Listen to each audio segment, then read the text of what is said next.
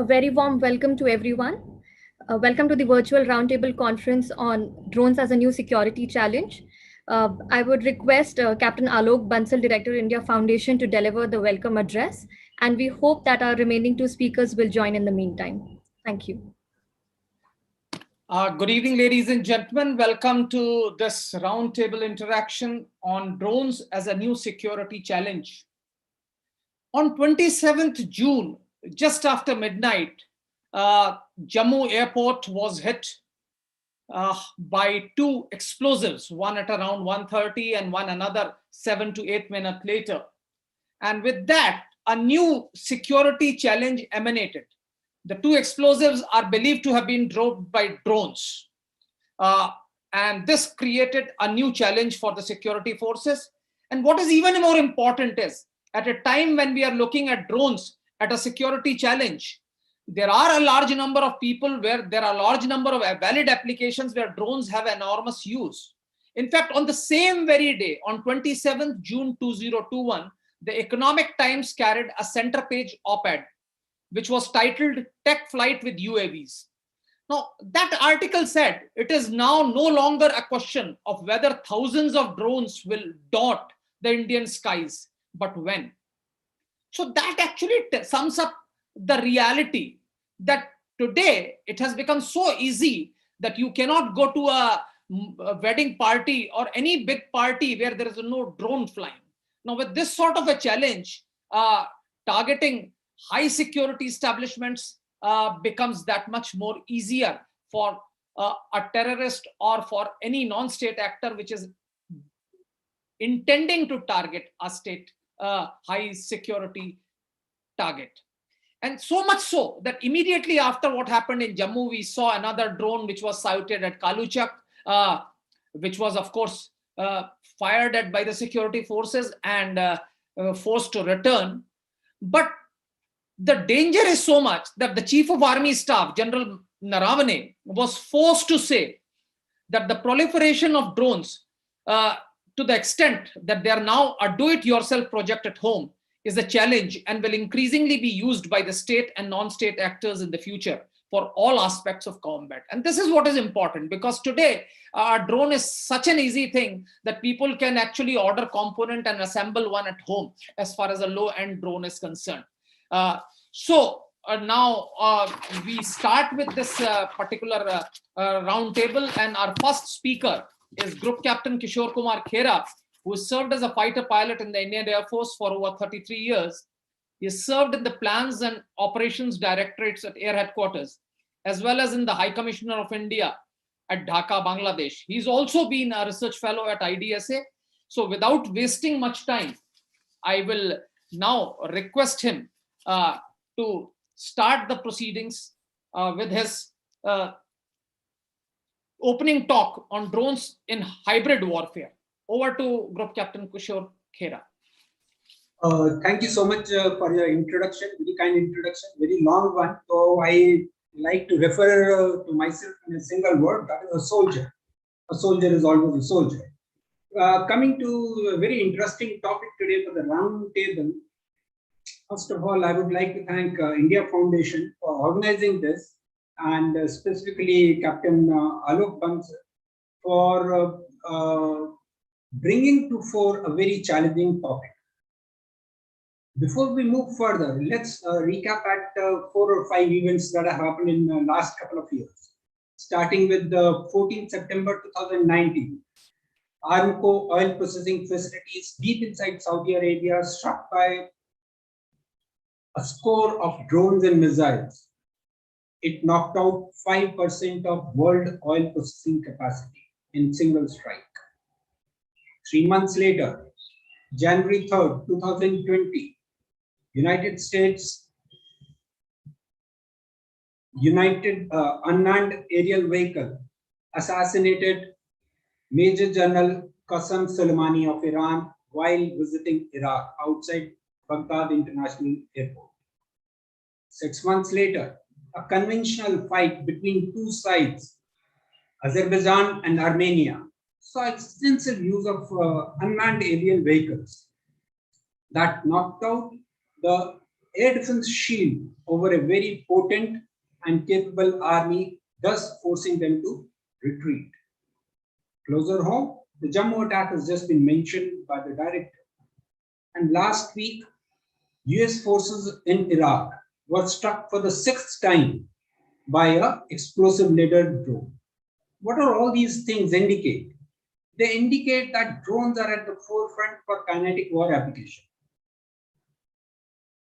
I will split my talks in three different sections. First, I will touch about characteristics of hybrid war, then attributes of drone that make them suitable for this kind of a war, and then how intertwining of hybrid war and drones, and what are the security challenges and implications for an establishment of state.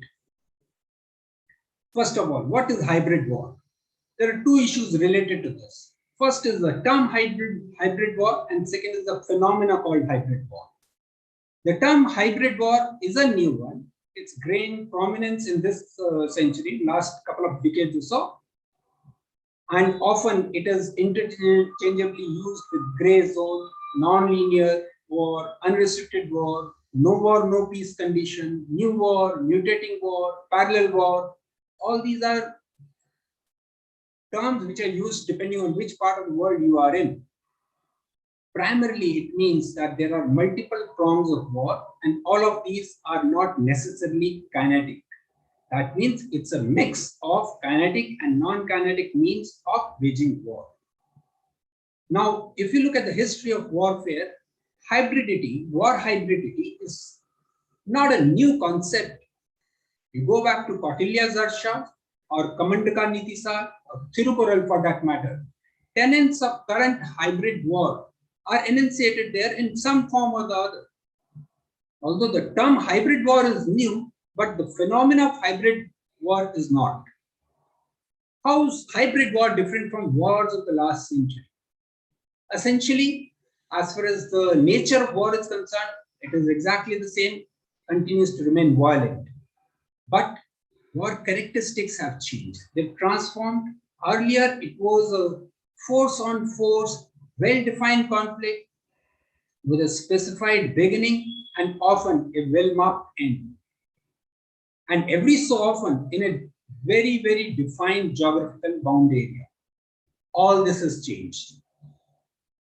While force-on-force conflict still retains a sizable portion in the current context of hybrid warfare, but its salience has reduced significantly.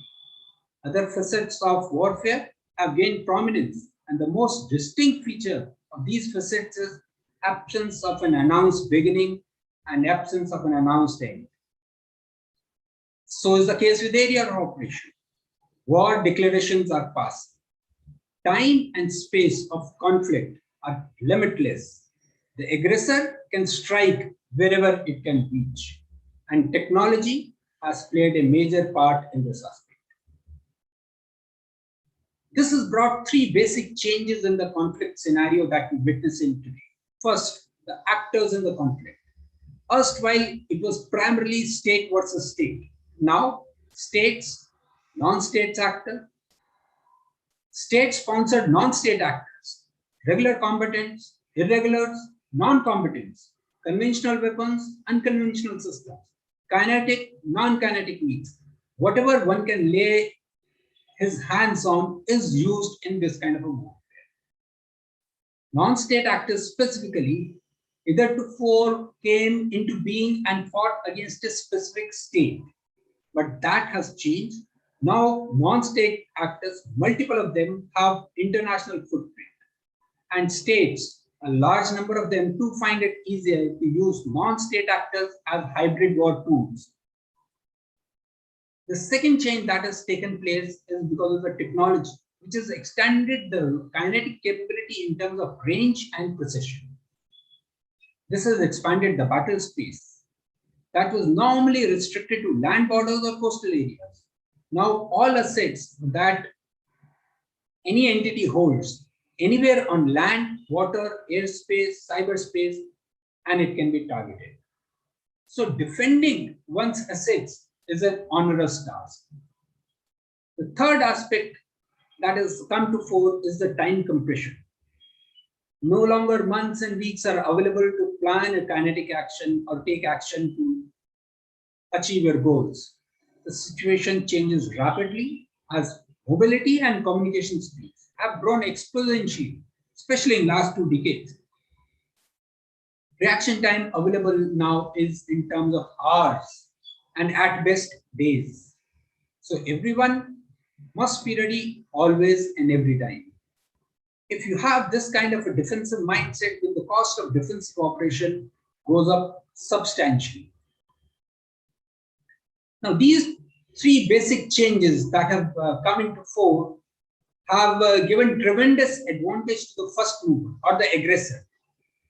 The balance was always there between offense and defense because you needed more power to create an offensive action and less to defend yourself. But now, with these three changes, the balance has definitely tilted in favor of the aggressor, and offense takes precedence over defense anytime. In the summation in the current genre of hybrid warfare, you can say that force on force conflict has changed to system on system contest. From an event of war, it has changed to a process which is continuous. Now, coming to the second aspect, drones. Drones, unmanned aerial vehicles, unmanned aerial systems, multiple names are used. But it is important to understand how and why these UAVs have come to the forefront in kinetic force application. Looking back about a century, as soon as man could fly, aviation found its way in military domain. The first task was to rise in the elevation, have a bird's eye view, whether it was hot air balloon or heavier than air machines. The first task given in military was reconnaissance. Look across the line, observe and decipher what the enemy is planning. The next task the military aviation was given was use this platform to drop weapons, from handheld weapons, throwing grenades, to air-launched weapons. We've come a long way in this strike road. And later, when the aircraft capability increased, the air defense role to shoot down enemy aircraft also came into being. So it was reconnaissance, strike, and air defense role, how the manned aviation grew in last century. UAVs are following exactly the same trajectory, only at a faster pace and with greater accuracy. These refined attributes are an outcome of technical advances that we have seen in three basic spheres: computation, communication, and sensor fidelity. UAVs have practically pushed out manned aircraft from the reconnaissance and surveillance because of their low cost of operation and low risk. Gradually, UAVs are increasing their share in the strike role. It will take a while for UAVs to undertake a competent air defense mission. Probably in the coming decade, we will see that too. How are UAVs playing a role in hybrid war? First of all, the battle space expansion has put a premium on information. A better informed one will always be better prepared. And there is no better way to gather information than a UAV. With sensitive sensors, long reach, long endurance, UAVs can keep a vast area under surveillance and help decipher plan on the ground or in the maritime domain. A number of UAVs are basically focused on this arena. Yes, there is a threat to UAV should it transgress into hostile airspace, but it's relatively small radar cross-section, small visual, audio, thermal signature. They act as a natural defense. In case it is engaged by air-to-air or air-to-air missiles or guns, the cost implications are invariably against the defender, unless they manage to shoot a high top-end model of a UAV. So for a defender, it seems a lose-lose situation. More importantly, being unmanned, there are no personnel at risk. The operator is sitting miles away from the battle area.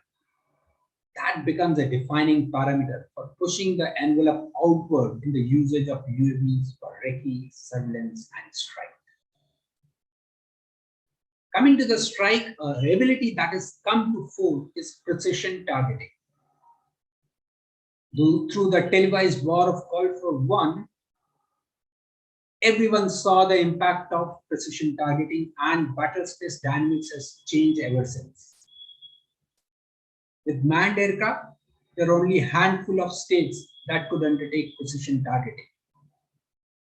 India dropped its first precision weapon in anger in Kargil War. That is just at the turn of the century, 1999. But now a commercially available UAV equipped with a GPS can deliver a packet at a predefined location with precision. And it's not difficult to replicate a packet with an explosive.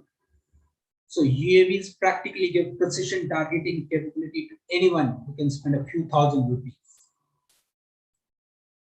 Well, the range of such small UAVs at present is limited to a few kilometers, and payload is also restricted because of low capacity batteries, and most of these are battery operated systems. But the larger ones have bigger capability and longer range and longer endurance. Even a small explosive of a couple of kilograms delivered precisely can be devastating. In fact, the Jammu attack that was mentioned in the opening address, Indian Air Force was actually very lucky to have escaped without a major damage. It is not that UAVs are end all and be all. They have their own weaknesses. They're low speed, low maneuverability, low reliability, and high reaction time, because the time taken for communication between the UAV through either directly line of sight or through satellites to the ground control station and back, and then executing those actions. So time lag is the one which is restricting UAVs from the air defense role primarily, but it plays a role in other aspects as well. And it is not all rosy for UAVs. US Reaper was shot down by Iran over Persian Gulf. Russian electronic warfare system Melodina countered a swarm of UAVs in Syria successfully. While US managed to assassinate General Qasem of Iran, but at the same time it was undertaking a mission to kill a Houthi leader in Yemen, and it failed. UAVs have a very high accident rate, and it's more than 4 times that of a manned aircraft. So yes, it's still some distance to go for UAV, but it's becoming a challenge. Despite these shortfalls, UAVs that can attack precisely pose a considerable threat.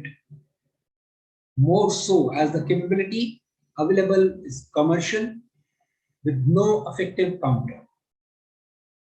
The balance is tilted in favor of anyone who wants to use UAV as an aggressive tool. While several systems are available to counter UAVs, they can shoot them down, trap them in a net, disable their navigation system, jam the GPS, use the electromagnetic warfare systems to cut out the communication. But it is practically impossible to win a contest with a swarm of UAVs by using just defensive systems. A UAV swarm is a real threat with no easy answers. Once artificial intelligence develops further and finds its way into UAVs, the security challenge will escalate manifold. The only possible solution will be to develop AI-enabled counter UAV. That will be at least a decade from now. The security establishment will have to live with this threat till then. Aggressive measures are the only way to mitigate this threat. And that is all I have to say for now. Thank you.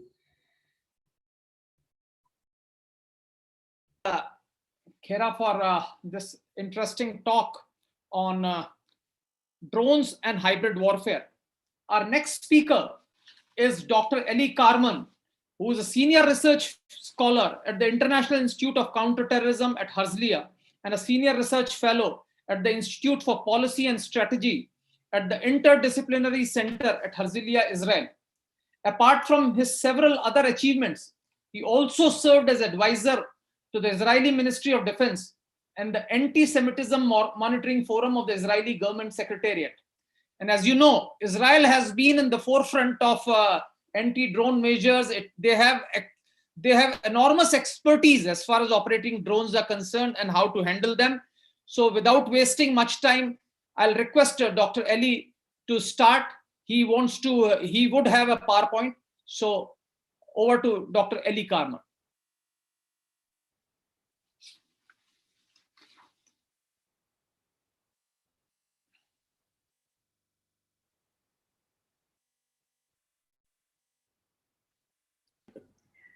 Dr. Carman would be speaking on drones and terrorism.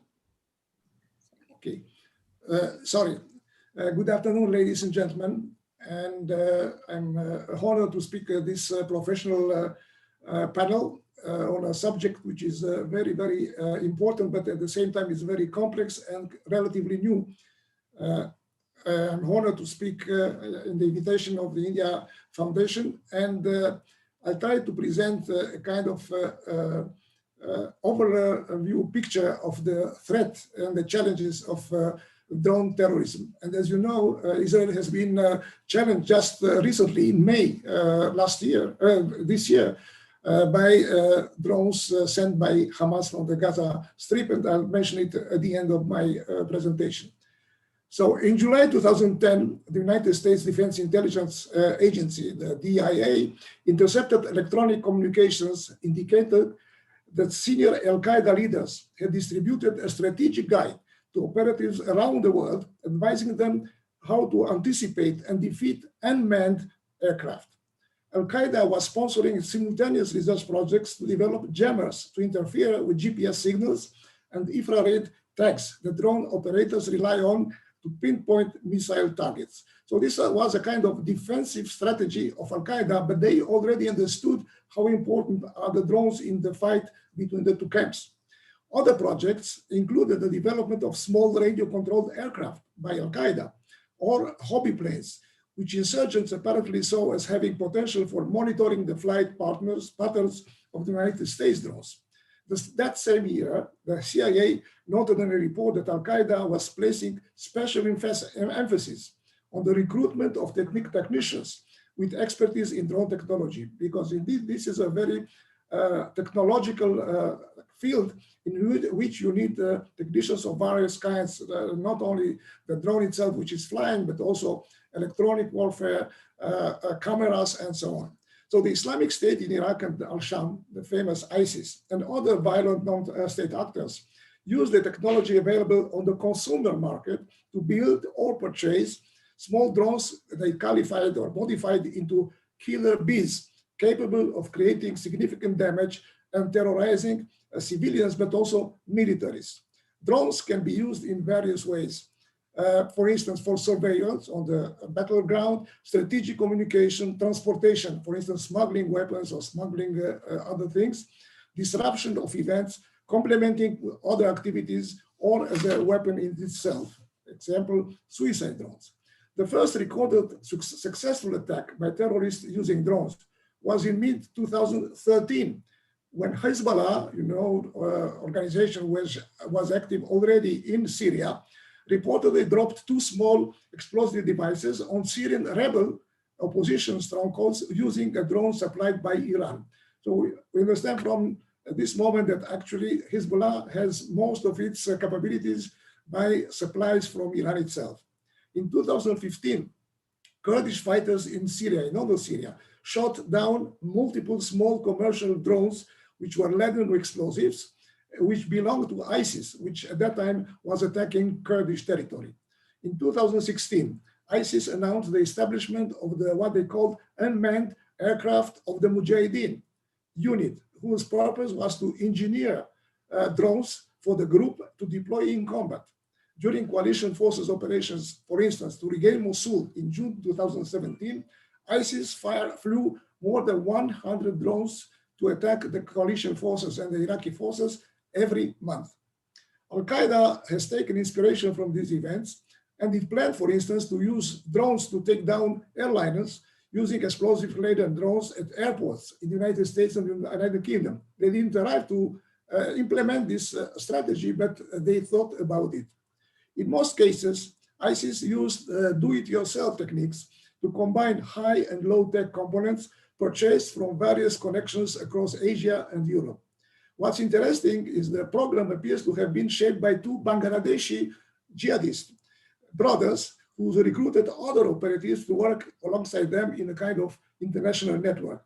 They created a series of shell companies to acquire consumer drones from manufacturers in Asia, United States, and Canada. Then they use other shell companies to purchase components such as cameras, GPS units, before activating them on the drones themselves. While the eventual capture of one of the brothers and the killing of the other one by a drone attack of the United States dismantled this network, the terror group, the ISIS, was still able to obtain drones through other connections. As jihadists began using drones, they also began to share technology with each other, including technology they obtained from the United States drones that they captured or they were downed in the battleground. If we speak of the Sunni jihadists, ISIS reportedly began using drones in terrorist activities from 2013 in Syria and Iraq, were the main battleground for the constitution of the Islamic State. They use it for spreading propaganda, reconnaissance, and attacks. In August 2014, for instance, it uploaded propaganda images on the internet of aerial shots taken of bases of hostile forces in Raqqa, which at that time was beginning to be a capital of ISIS in northern Syria, which was its first public display of using drones. From 2016 to 2017, it loaded bombs onto drones and dropped them from the air in successive attacks. As ISIS-controlled areas were scaled down in Syria and Iraq beginning 2017, opportunities for drone usage also decreased. Still, drones were discovered in hideouts of ISIS fighters in Iraq in September 2019, only 2 years ago. Jihadi discussions about drones on the social media, on websites and forums include topics such as planning the attacks, hacking drones, modifying commercially available drones, building homemade drones, and developing methods to disrupt and down Western and rival jihadi groups' drones, because there are also a fight between, for instance, Al-Qaeda and ISIS in Syria itself. The commercial drones used by the Islamic State have weighed about 50 pounds or less, in addition to using drones with full motion video to look for attack opportunities and to monitor the Iraqi security forces. The pilotless aircraft are also used to provide target information for a vehicle carrying suicide bombs. For instance, they sent a lot of vehicles which were cars or trucks, suicide bombers, that they monitor them through the drones in order to be sure that they will attain the specific target that was involved in the attack. In October 2014, the leading English language ISIS disseminator on Twitter tweeted a link to a PDF file which was titled The Beginner's Guide to Multicopters, which provides instruction on how to build entry-level multi-rotor drones. In 2016, the Al-Qaeda affiliated Uyghur anti-China jihadi group Turkestan Islamic Party, the TIP, which is even today active mainly in northern western Syria in the Idlib province, released videos documenting the group's assault on grain silos in Hama in Syria, and footage for recon and documentation of the battle, and also remote control car bombs. One video featured drone footage showing a suicide attack by this organization, the TIP, against enemy forces in an apartment complex, and they mentioned that they killed 40 Iranians in this one attack. In 2016, a pro-Al-Qaeda in the Arabian Peninsula Telegram channel posted a list of 17 suggestions for lone wolf attacks during the 2016 Rio de Janeiro Olympics. And among these suggestions was to use small explosives to used to be on toy drones. Boko Haram, which is the main jihadist organization active in northern Nigeria, and in nearby countries use drones in its attacks against the security forces. And Al-Qaeda in the Arabian Peninsula, which is mainly posted in Yemen, in southern Yemen, they use the internet to call on the group to carry out similar attacks as the one targeting the Saudi Arabian oil facilities in September 2019, which was a huge attack by very sophisticated drones of Iran. And I'd like to show you some captured arsenals of ISIS manufactured drones. I hope that I can use it now. Sorry, one moment. Okay, you see here one of the ISIS manufactured drones called Sky Hunter. And its estimated flight time is 1.5 hours, and the range some 7 kilometers. Other ones, like this one, is modified DJI, which is a Chinese very known drone for payload delivery. It can be used with for surveillance with a camera, but also dropping explosives or trying to monitor a suicide attack. Now to the Shia and pro-Iranian jihadists, which are advantaged by the fact that they are supported by the Iran, which is, as we know, a rogue state in this field. In December 2009, the Iran-backed Iraqi militants had hacked into video feeds of American Predator and Shadow drones, which is important information in order to defend themselves. And they passed this information to the Hezbollah. And this was the first occasion that Iran decided to provide drones to its proxies, the Hezbollah in Lebanon, but also the proxies, Shia proxies in Syria, in Iraq, and the Shia Houthis in Yemen. A video released in August 2016 by a Hezbollah-affiliated media outlet appeared to confirm that Hezbollah is using attack drones dropping Chinese-made MSD-2 cluster bombs on 3 Syrian rebel positions, which is opposition to the Bashar regime in Syria, outside the city of Aleppo. Hezbollah has claimed to have this capacity since September 2014.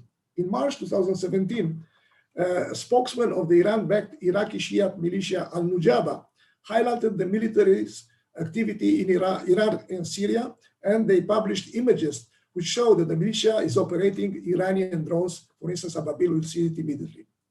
The Hezbollah's first flight of an unmanned aerial vehicle into Israeli airspace is Mirzat drone, also an Iranian-based drone, updated version of the early Iranian Mohajer drone for reconnaissance purposes. This occurred in November 2004, so you see very soon, a long time ago. It hovered over the Western Gallery in Israel and the city of Nahariya for about 20 minutes, and the Israeli Air Force couldn't challenge it and down it.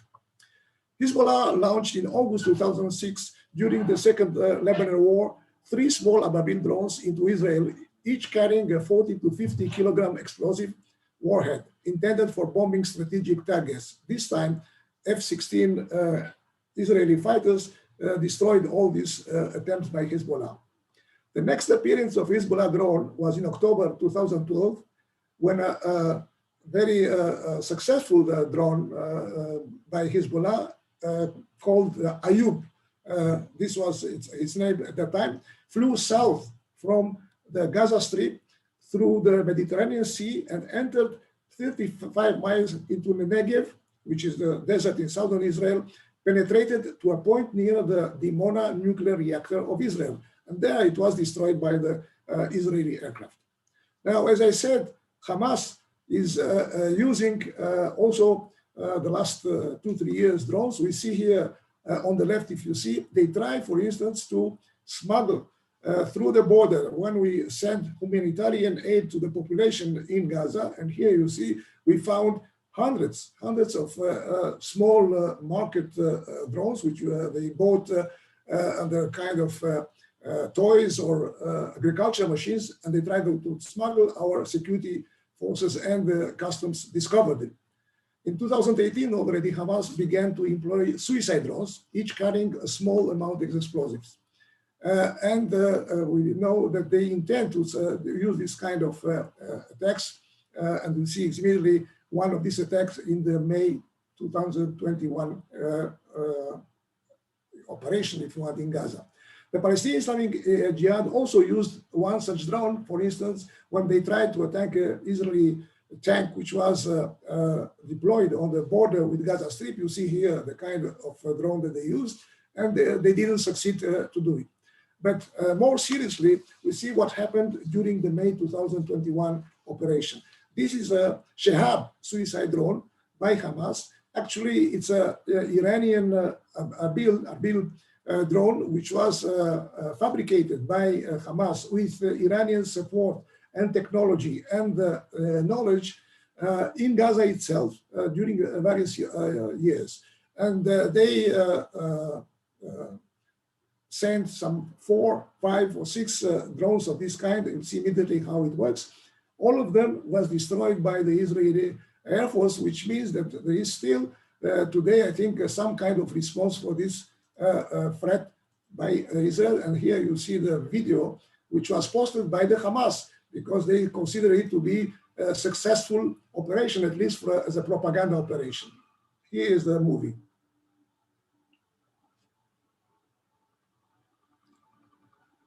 You see, they are technicians and monitors of this kind of, they are quite well prepared.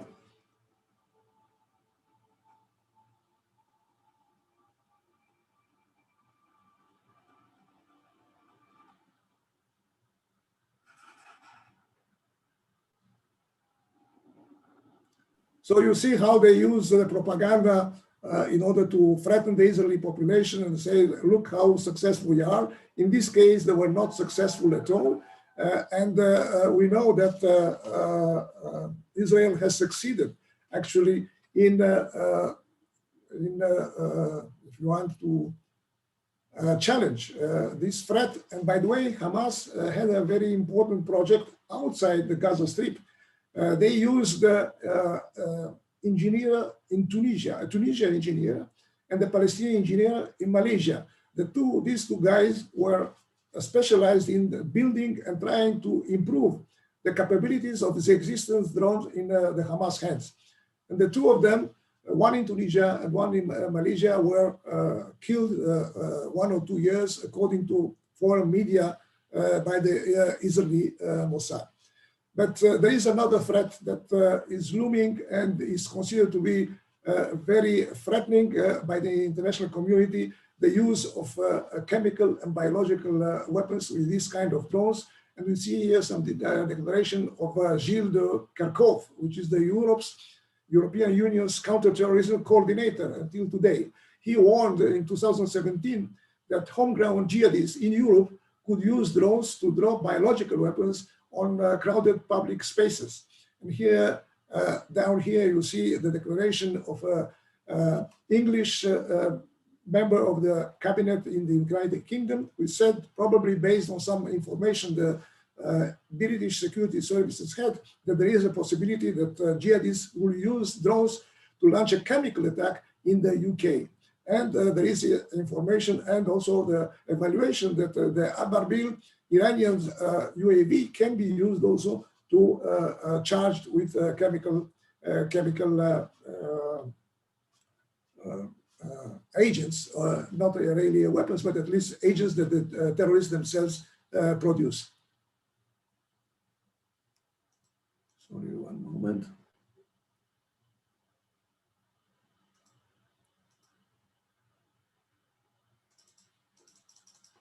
I want to leave it. Anyway, to conclude, I'll say that small drone attacks on critical infrastructure and personnel from Lebanon to Yemen have demonstrated how conventional air defenses, either anti-missile defense or even the aircrafts, military aircraft, are incapable of detecting small intruders. We had at least 2 examples with Hezbollah, and it was a very challenging experience for the Israeli Air Force. Although most of the known incidents and attacks took place outside Europe, it seems that most of the drones used by the Sunni jihadist organizations were bought on the open market by the existing network of jihadists in the West. Moreover, the members of jihadist groups and supporters were instructed how to purchase, to improve, or even construct such drones by themselves, and rules were encouraged to use them against civil targets in the West. Therefore, it can be evaluated that part of this knowledge is already in the hands of jihadist individuals, because these manuals have been disseminated on all channels, and the videos disseminated give motivation for their emulation in the urban environment in Europe and beyond.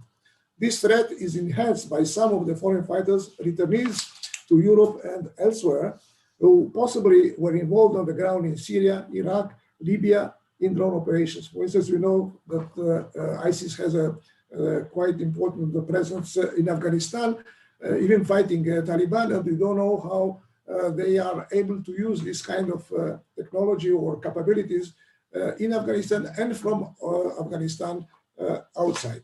The situation is different concerning the Shia pro-Iranian organizations, because they are the ones which have the advantage of being supported by a regime using indiscriminate terrorism worldwide, and very much involved in developing drone technologies by themselves. The Hezbollah, Hamas, the Palestinian Islamic Jihad, and the Houthis in Yemen are already active actors in this field on the battleground. For the moment, only in the Middle East, but we don't know how they will act in the future. Thank you very much. Thank you, Dr. Ali. Our next speaker is Air Vice Marshal Manmohan Bahadur, who retired from the Indian Air Force after 36 years of distinguished service.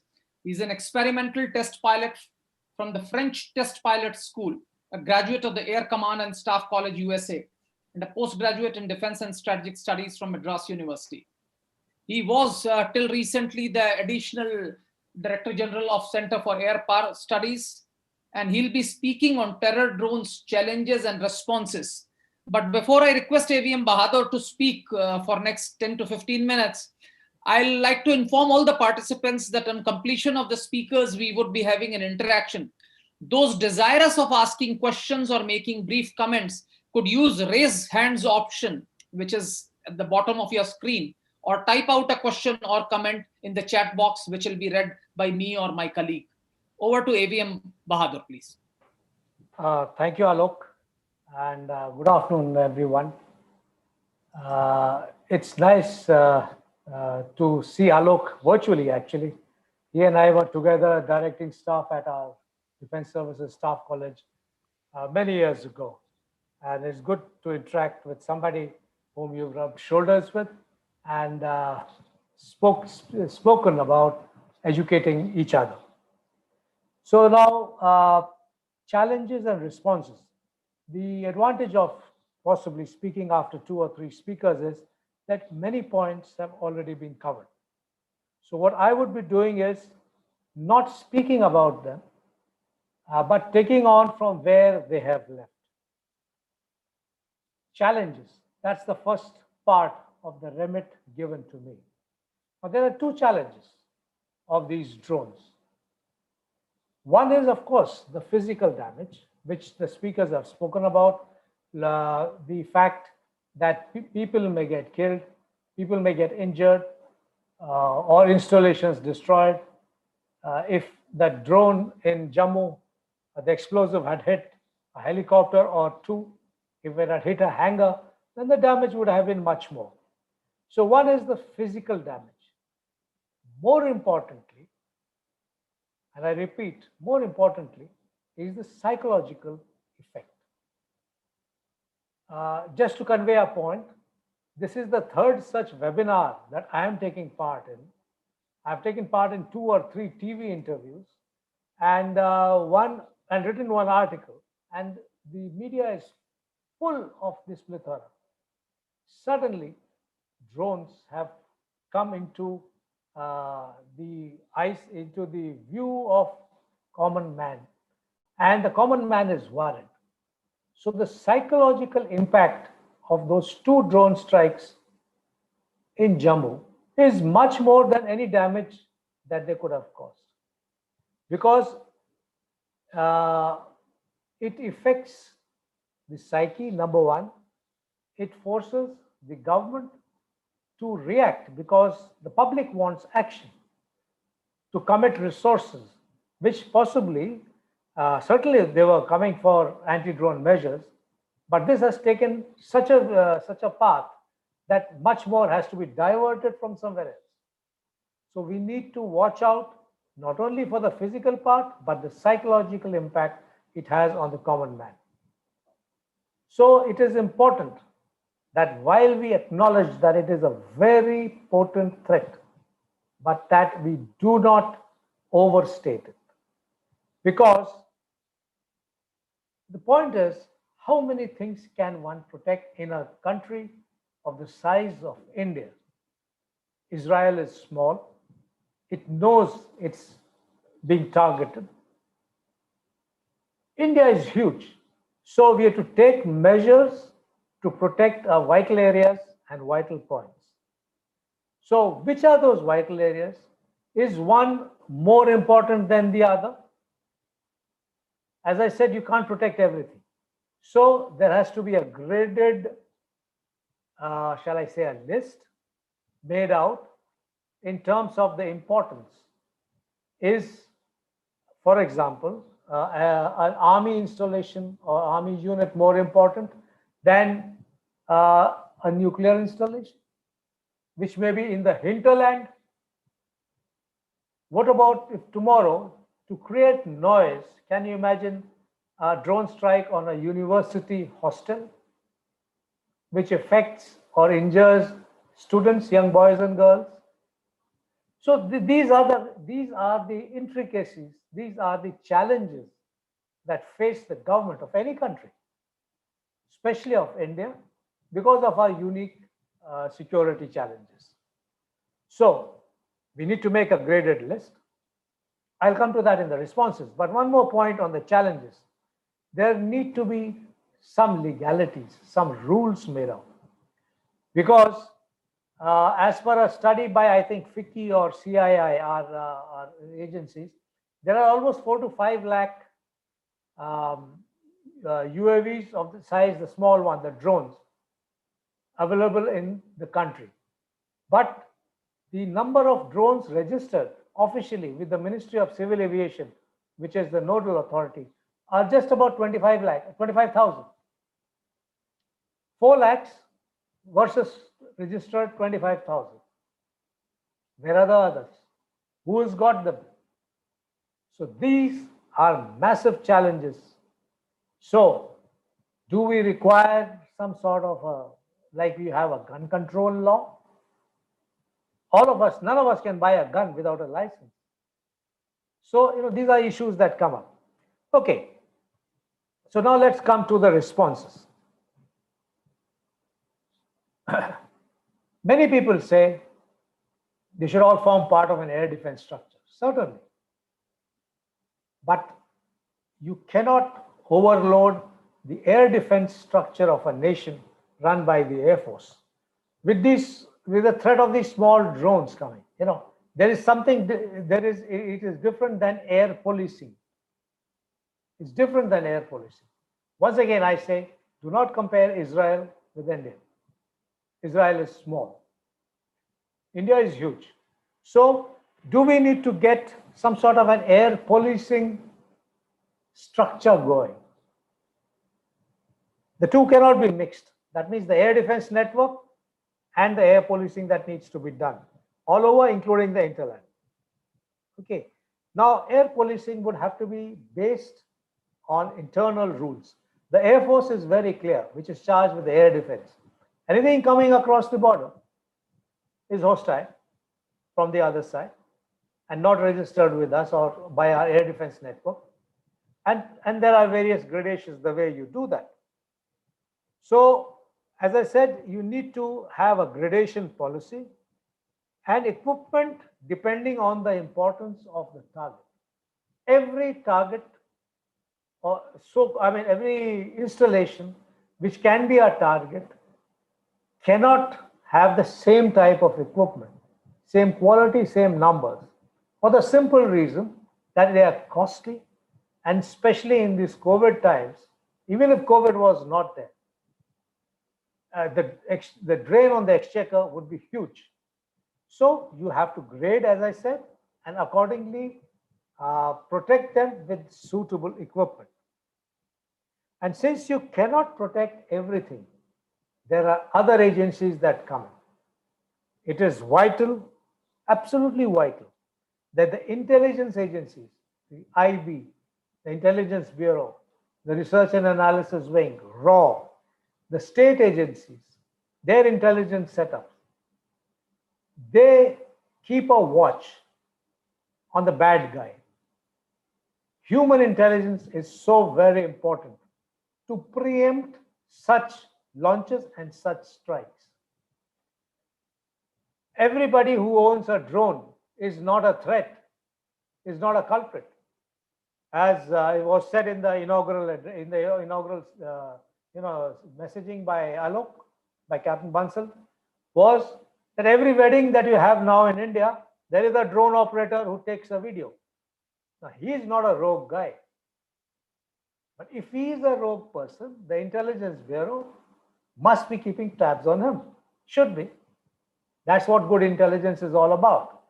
So, when you're talking of having a structure, we have to incorporate our intelligence gathering agencies in this structure that we make.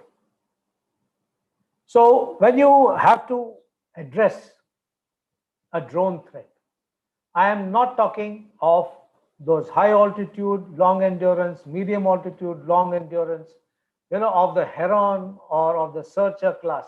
Those are military machines, unmanned aerial vehicles. We are all talking of the small ones. So, you need to detect them, as the first speaker, Group Captain Khera, brought out.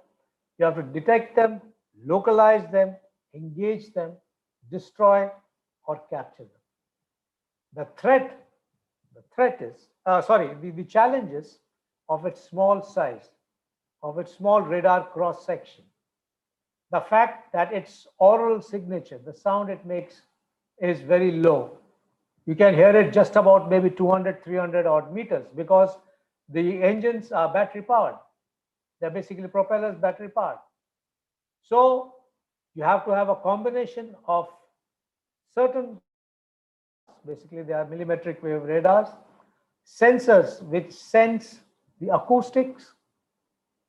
So you have those millimetric radars, the acoustic sensors, the sensors which detect anomalies in radio frequencies and find out if he's being guided by an operator. So these are the measures that you take. And with all that, the warning available to the defender is very little, very little. Now comes the catch. Here, automation would be coming in if it has not already come in. And I'll give you an example to show that it has come in. And that's where artificial intelligence comes in. Incorporating artificial intelligence to beat the tyranny of time. That leads us to, lethal autonomous weapon systems. So since there is not enough time available to the attacker to see where he's going to attack, or to the defender, do you give autonomy? Now I'm looking into the future. Do you give autonomy to a machine based on its own artificial intelligence that has been incorporated in it to take a decision to start firing? Because that firing can take a human life. And if we think that we are talking, that I am talking something which is not true, well, actually, a United Nations report, and it's available on the net. Please have a look. It's available on the net. It actually says that in Libya, the Turks have used this against the rebels out there. They have fired the Cargo 2 lethal autonomous drone, giving it permission to take a decision to engage human beings. And I read out from there, which says, this is a United Nations report.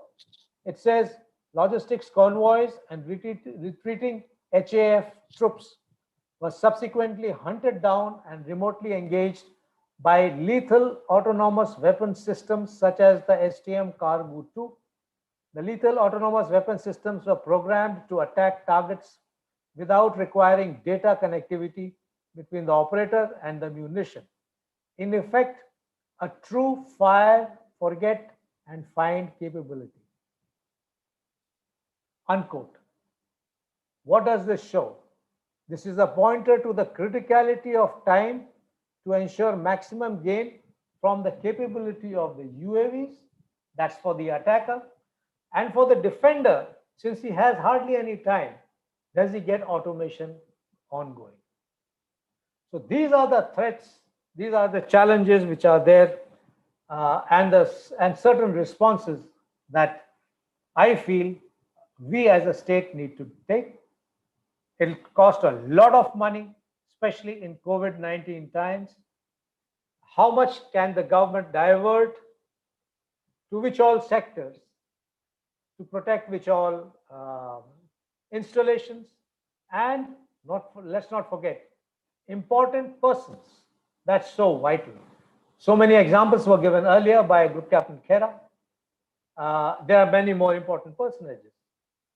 But just remember, besides the physical damage, it's the psychological effect that we also need to consider. Thank you. Thank you, AVM Bahadur. Our last but not the least, our last speaker is Dr. V. Kamakoti, who is a member of the India's National Security Advisory Board. More importantly, he is a professor at the Department of Computer Science and Engineering at the Indian Institute of Technology, Madras. He's been appointed the chairperson of the Task Force on Artificial Intelligence to explore possibilities to leverage artificial intelligence for development across various fields. He has specialization in theoretical computer science. I'll request him to speak on drone warfare and Indian preparedness, because he's the best man who's privy to what our capabilities are. Over to Professor Kamakoti. Sir, next 15 minutes, over to you. Okay. Thank you, sir, and thank you for this opportunity. I'll keep my whole talk very brief, because I think we have 15 more minutes to complete the session. So how much time I have, sir? 12 to 15 minutes. 12 to 15 minutes. Okay. So I just split it into three parts.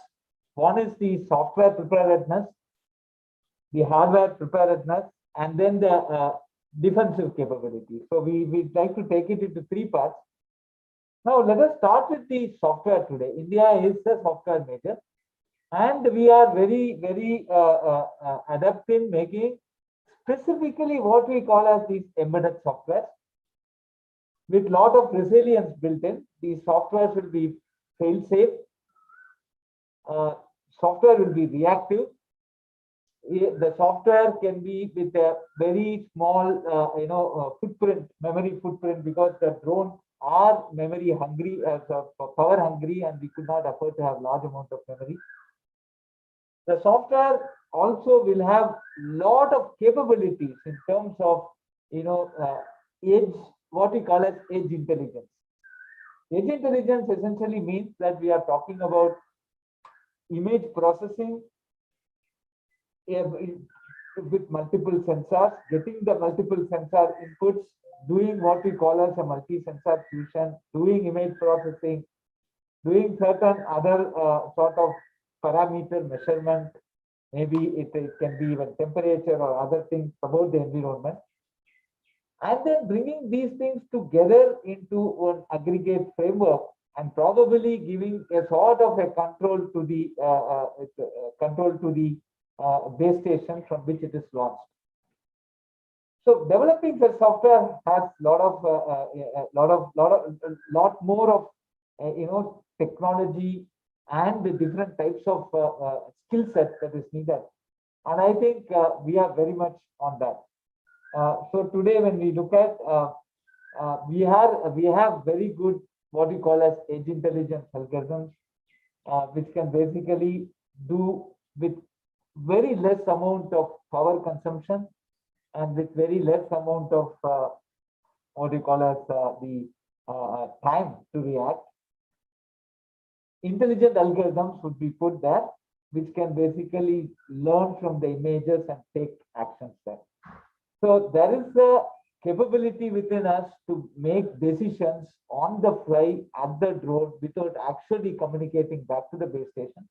And there are a lot of algorithms developed and published by our own groups within India. Now, how is this becoming important? The importance here comes from the fact that these algorithms sort of becomes a vendor agnostic or chipset agnostic. They look at a generic framework on top of which these things are built, so that any commercially off the shelf or any other drone that comes with certain basic compute functionalities in the place. Am I audible? You are audible. Okay. Maybe this is because of my mask. I got a comment. Okay. So, so that is this basic functionality that is needed, and that is certainly available within our framework, where we can generate these type of algorithms. We can put deep learning. We can put spiking neural networks, these advanced techniques, which can be extremely useful for the type of edge applications and decision making at the drone level without coming to a base station where a command needs to go. So building these type of intelligent drones, as one of the speakers actually mentioned, is going to be extremely important activity, and there we do have very good expertise. The point is that there are multiple startups. Even within IIT Madras, I could say there are 7 different startups who have been specializing on algorithms for drones and algorithms for maneuvering the drone, collision detection, and and adjustment, bird avoidance. So a lot of things that could be real-time decisions when you fly a drone, how to track it, how it itself tracks it from obstacles, and how it moves. So many things have come up. The next important thing that we are also looking for is the capability of harnessing different sensors, like one of the other speakers mentioned about millimetric waves, radars, etc. So quick usage of this information and algorithms and that sort of DSP, that digital signal processing, that we can put to basically get these things up and making out software. So this is something that we are very good at. Now, manufacturing these drones, now also we see a good improvement in terms of 3D printing, which can give us very highly accurate, given a design, a very highly accurate manufacturing using different varieties of materials. Because now weight becomes a very important issue, so we can do it with plastic or and other different materials, and that is also something which we are specialized. The last but important thing from the algorithmic and the software perspective is security today. And security, essentially, for example, if the drone is flying high and somebody can take the control of the drone by intercepting it. So we need a lot more of security inbuilt in our software. So we do have very good cryptography teams which have come out with low power encryption schemes, which can basically ensure that when a drone is launched, it is extremely difficult for another party to take control over the drone. So that level of secure information can be put, and the data which is processed by the drone from any command unit from the earth, from the ground, can be basically encrypted, and the drones can basically respond only to proper commands from here. So these are some things that we put at the software level. But the major issue where we need to come out is, of course, the hardware interface. Today, the chipsets, the basic electronic, mainly the chipsets, the programmable processors that we are trying to put there, many of the space grade hardware, and both active and passive, all these are imported, and many of them are black boxes.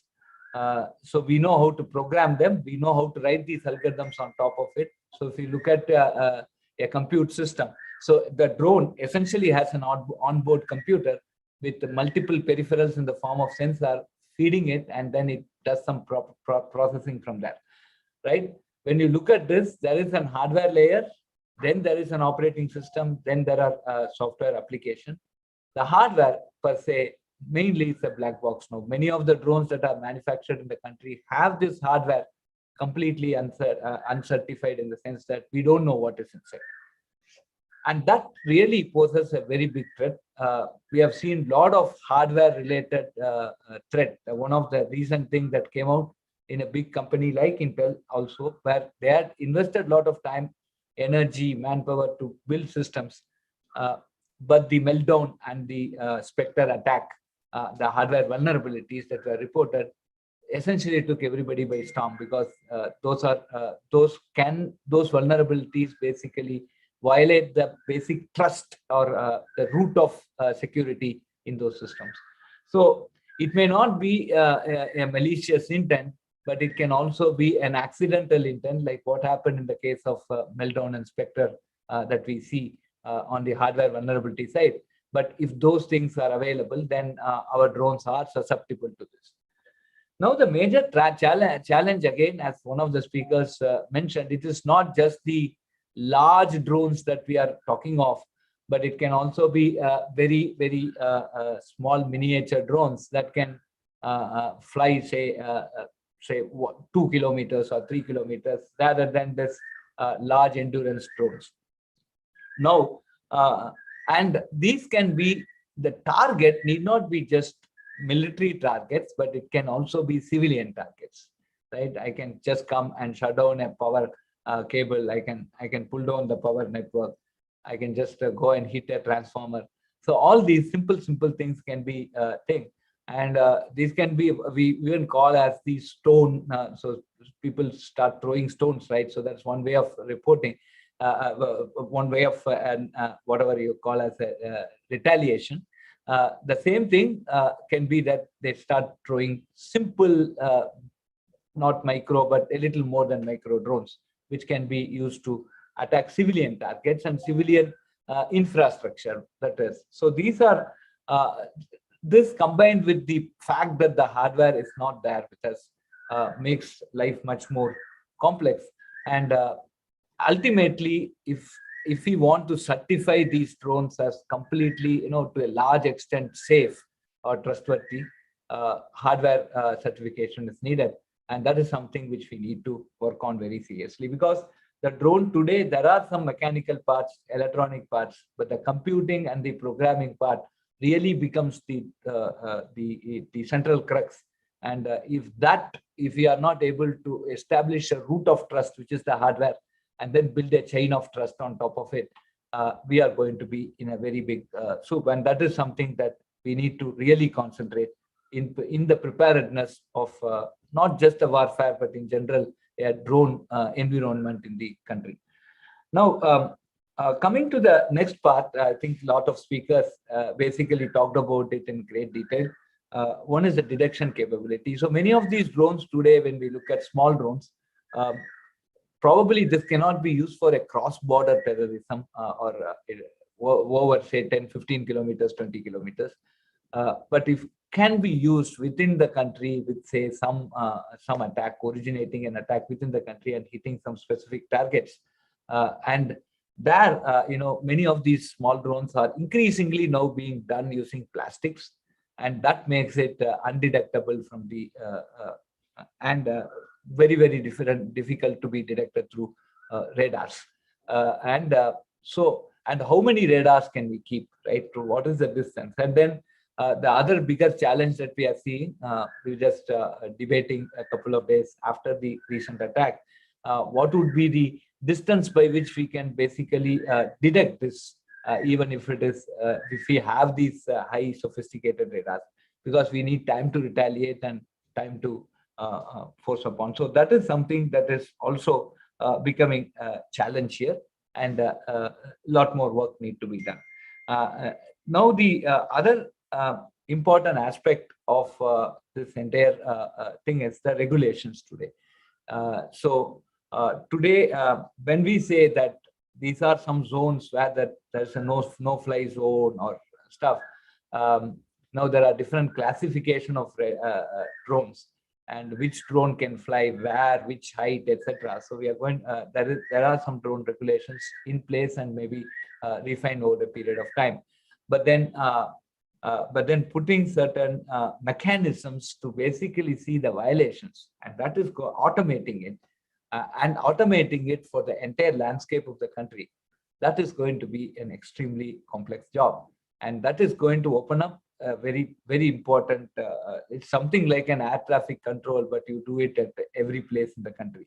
And as one of the speakers did mention, that every marriage today, drone becomes like a Purohit. Drone is also one entity there, and so that is with this level of thing. And a drone attack in a marriage can also be a thing, right? So because when it comes to attacking civilian targets, we need to be extremely careful. So what do we register, what we don't register, that is another major issue. And all these centers around, we basically we talk about a bit on civilian side because drones, as we see, may be used for fighting, but may be more used for civilian targeting civilians, and that is going to be a major concern, in my opinion, rather than a cross-border terrorism where some of our neighbors launch drone attack on us. And this can become a bigger nuisance. And when it starts, now we should start with even a drone insurance policy. And then there are very big challenges in a drone insurance policy because it is for some way at a site where it creates an issue. It is not that the actor or the driver is in the place. So mapping, what you say as the motor vehicle insurance framework onto a drone insurance framework is not going to match. So why I'm talking about insurance is that when we talk about this policy, again, all the security that we need to enforce for certifying a drone will be, in my opinion, will be dictated by a drone policy, insurance policy, rather than a regulation, because that is where money is involved. And I think that is where the biggest scare is going to come up, and that is something which is evolving. So from an academic perspective, drones keep all of us engaged. I think I have another 12 years of service, and I know I can do the entire thing just looking at drones, because there are so many problems to be solved, both from the hardware side and also from the regulations and other side, which is having a lot of technical inputs. The last to sum up the essential what I'm trying to say here, we believe that there is a good preparedness in India to basically handle the software aspects. We can make very intelligent drones. The only biggest drawback for us, probably a very determining drawback as of now, is that we have a very bad hardware availability, and that needs to be basically addressed in a very comprehensive manner.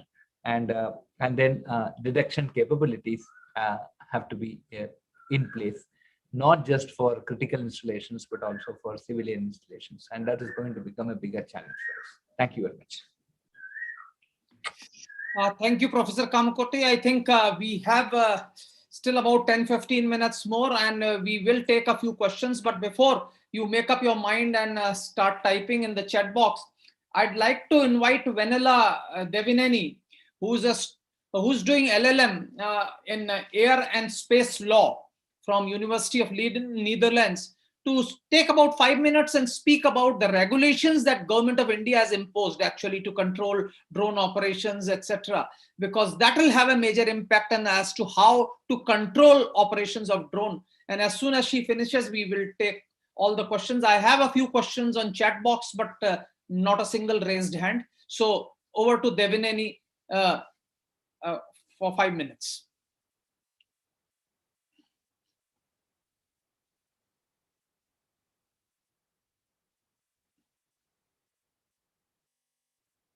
Devineni, are you there? Yes, sir. Yes, sir. Hello. Go ahead, please. Good evening, ladies and gentlemen. I'm delighted to be amongst this gathering today. While the esteemed speakers before me have spoken of the military uses of drones, along with the anti-rogue drone strategies and technologies, I would like to briefly talk about the new drone rules in India and their applicability to the security challenges posed by the operation of civilian drones. As we are all aware with the discussions before, that the military uses of drones is estimated to grow exponentially in the near future. So are the civilian uses of drones, which is projected to have a global market of more than $63 billion by 2025. As noticed, civilian drones may be used by non-state actors, more so anti-social elements, to create havoc against state establishments or even citizenry. One recent example in the newspapers is the drone attack on the Jammu Air Force Station. I'm sure all of you are aware of. It is only recently that the Ministry of Civil Aviation has published the Unmanned Aircraft System Rules, which aim to regulate and monitor the civilian operations of drones in the Indian airspace. The new rules aim to ensure the maximum level of safety in the operation of drones and also cater to the security challenges posed by the drones. The rules permit and regulate all kinds of drone activities, ranging from drones weighing nano drones, which weigh less than 250 grams, to large ones which weigh beyond 150 kgs.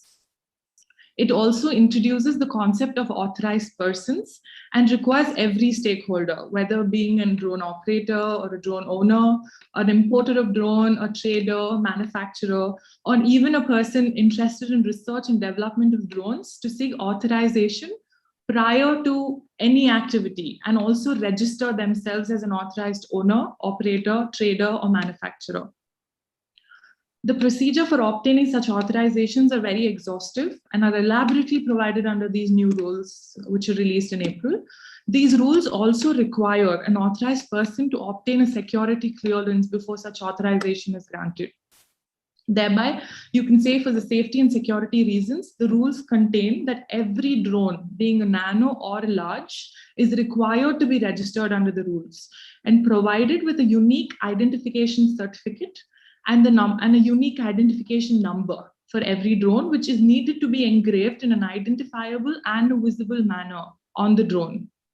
And in order to be authorized to fly, every drone prototype is also required to be equipped with all the geofencing facility, a global navigation satellite system, a no permission, no takeoff hardware and software, where a drone can be allowed to take off only with the prior permission of the Directorate General of Civil Aviation, along with the detect and avoid systems and a real-time tracking mechanism.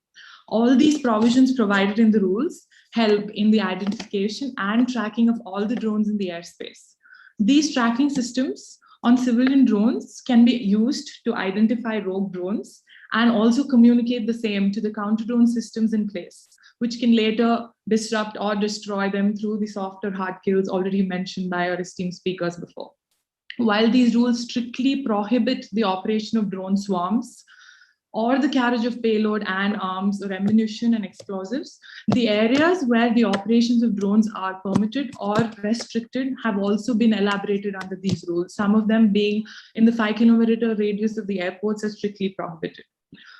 The rules also provide for the establishment of a drone traffic management system, which is kind of similar to any air traffic control, to ensure safety and security of all participating stakeholders.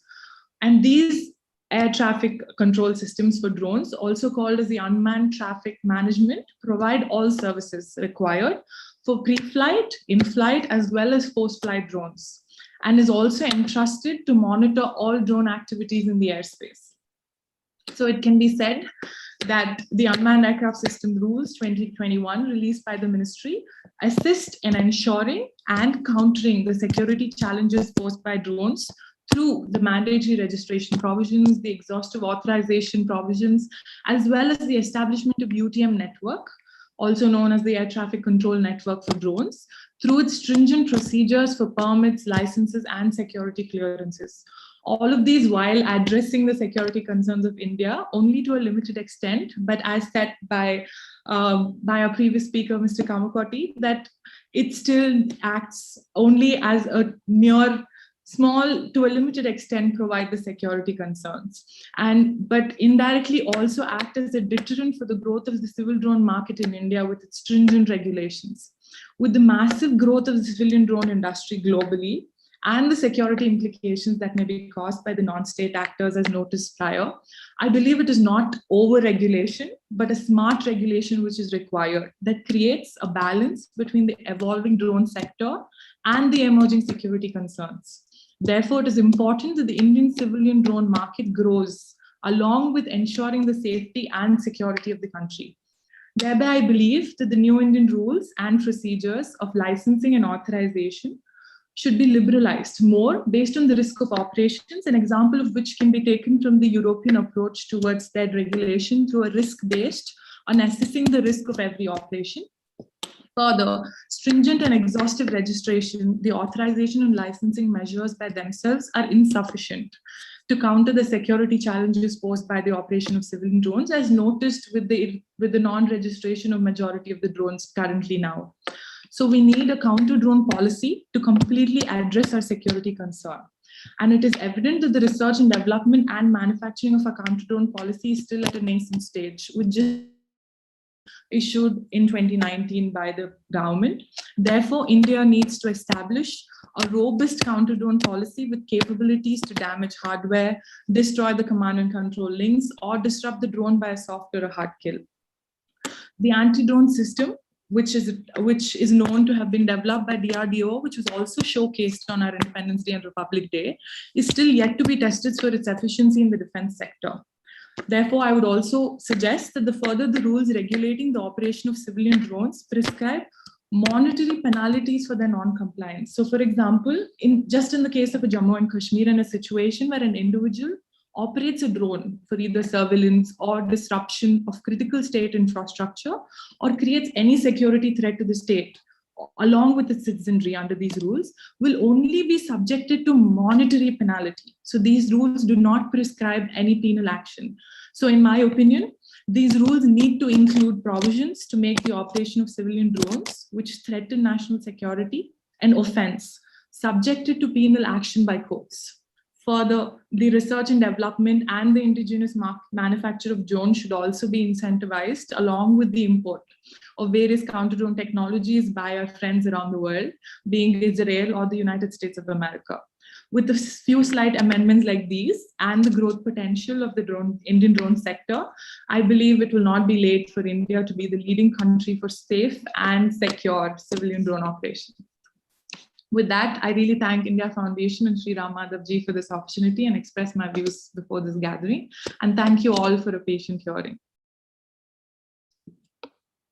Thank you, Vanilla. We now have a few questions. I can see Professor Vikas Parikh and Dr. Mahapatra Anukul. First, Professor Vikas Parikh, over to you. Please unmute yourself. Yeah. Thank you, sir. Some of my queries have already been answered by the previous speakers.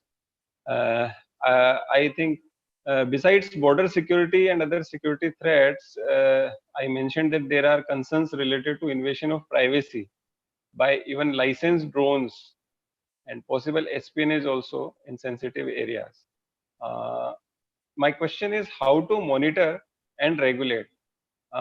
Can we use satellite surveillance, or can we think of having some sort of counter surveillance drones? So that satellite thing, maybe. Okay. Then we have Dr. Mahapatra. Dr. Aniket Mahapatra. You may ask your question. Is he there, or I'll read it out his?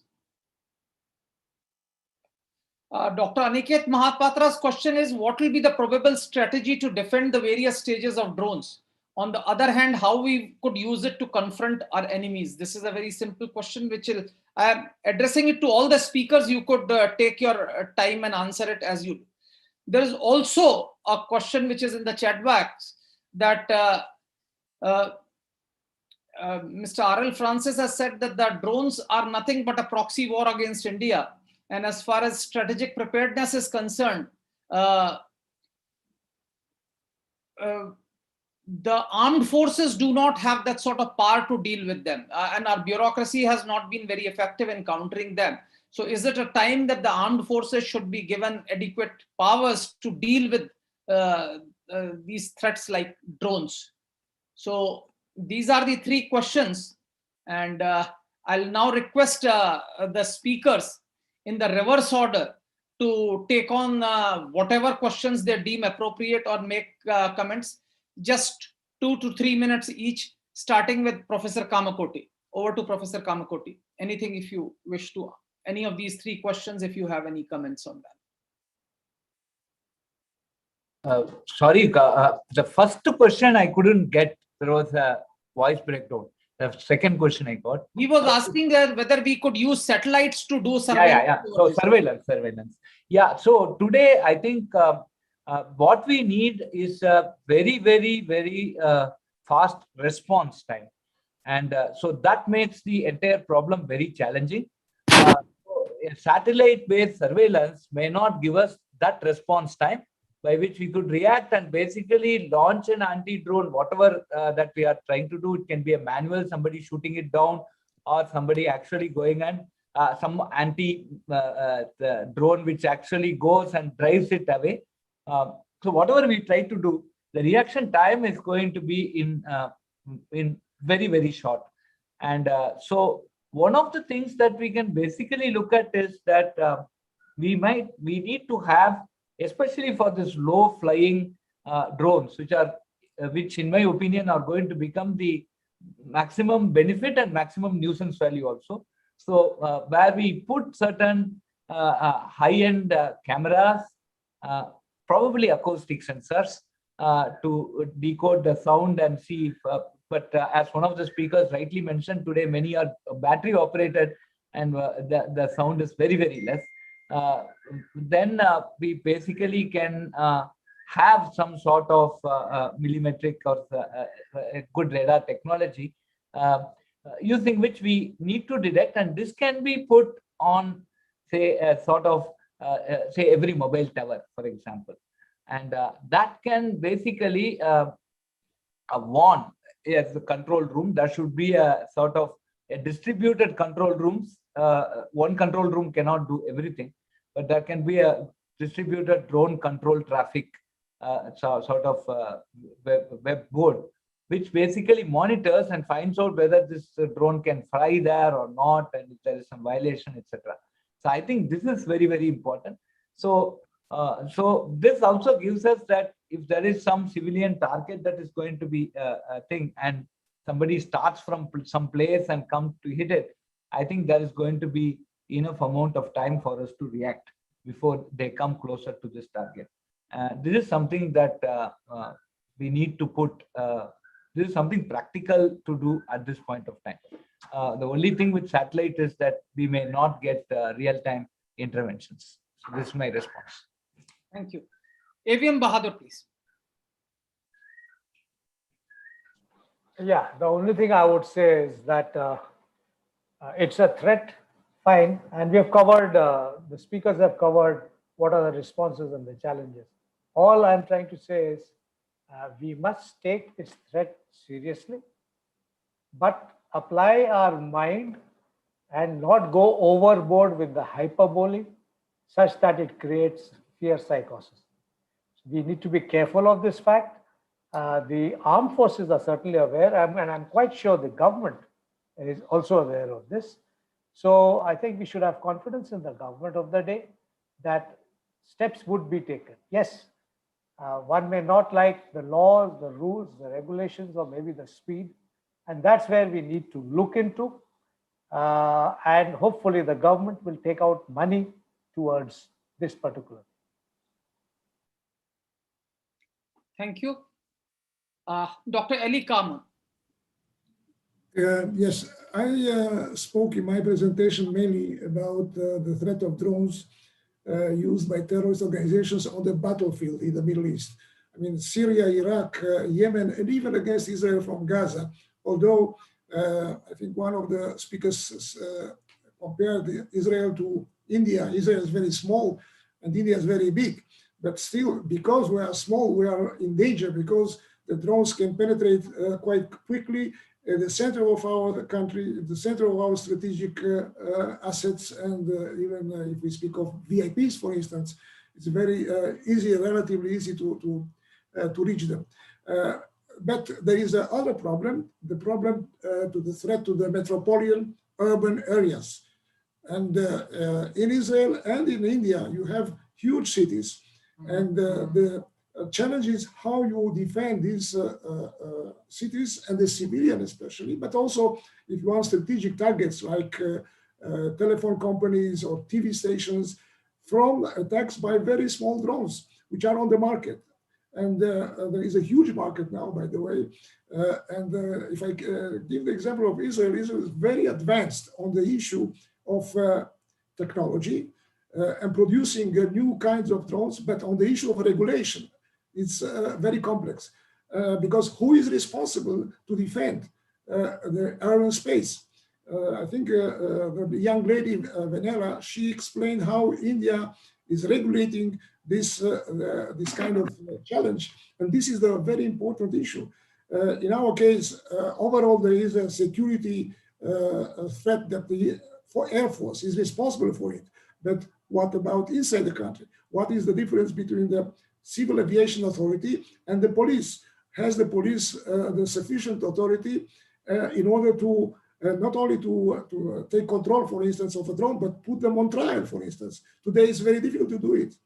You can do it, for instance, for smuggling to a prison, okay, but not the use of drone itself, but the smuggling of the narcotics to the prison. So this is a very difficult, or I would say, very complex issue that should be discussed in detail.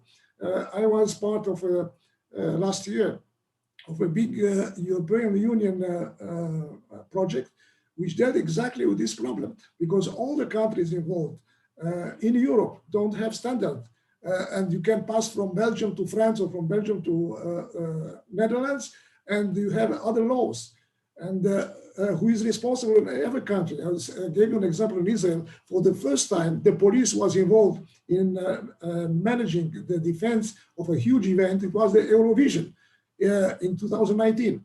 So the police did not have any doctrine how to do it. It had in 3 weeks to prepare a special force combined with other actors and to declare a free zone over this zone of the Eurovision and introduce new technologies and new things that they were not accustomed to do it. So this was the first example where there is a beginning of what the young lady mentioned, UTM, the unmanned management traffic. For instance, only this year we have pilots, because you have the Amazon, you have Google, you have all these companies that want to sell pharmaceutics, food, drugstores, and this is a huge market that will be very, very active in the near future. How you combine this need to monitor this huge traffic and at the same time to defend it against the terrorists or the criminals?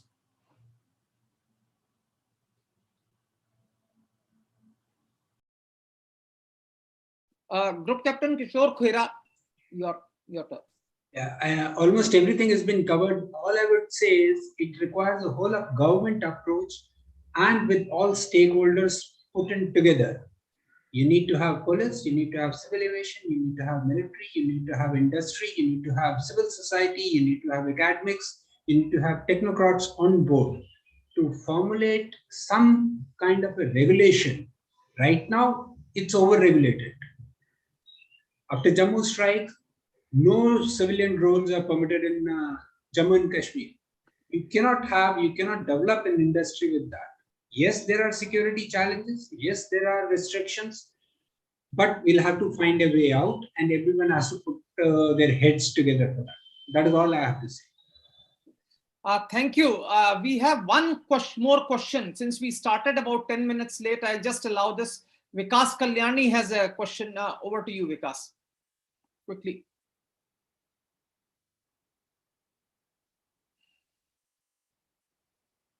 I think I got the question, Alok. Vikas? Yeah, this Kamakoti here. Sir. I got the question. He has typed it on the chat, right? Does the fact that drones are power hungry and thus using lightweight encryption make them more susceptible to security attacks? The question and answer is no, in the sense that the reason elliptic curve cryptography specifically targeting, lightweight, low power encryption. You can't say it's lightweight. It is low power encryption, and this can as the breaking of several encryption algorithms in the past, right? It is also that these are complex enough that you cannot break it within, say, 2 to 3 hours, right? And that itself is sufficient for someone to finish off a drone operation and come back. So this is something, the most interesting part of this. So just because we are using lightweight encryption, the way lightweight might be a wrong way to put it. Maybe I should have told that low power encryption. It is in no way trying to compromise the security of the message that is passed or the data that is transmitted. Thank you, Professor Kamakoti. There was another question from Wing Commander Vikas Kalyani, which I just wanted him to ask if he is here. Vikas, or you could type it if you are not able to speak. He's muted actually. Yeah, he's unmuted now. Yeah, you could speak. Right. Thank you, Alok sir. Can you hear me? Yes, go ahead. So my question would be to AVM Bahadur sir. Good to have you here. As I know your work, and you have been pioneer of Operation Meghdut and also Group Captain Khera. So my simple question is, being a serving Air Force officer and deployed somewhere in the area where the incident has happened, we know that this is the responsibility of the intelligence agency, and we are not supposed to react to it as a knee-jerk reaction. My request is to imagine yourself as the AD commander of the command responsible for the air defense. What would you suggest all these stations as of this moment? How should they prepare themselves if there is intelligence of such attacks happening across Banihal or south of Banihal as well? And what should we do as the forces deploy in the sensitive regions?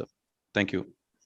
Okay, AVM Bahadur sir, this will be the last answer, and we just... Yeah, on an open forum, all I can say is we have to detect. So have the detection means.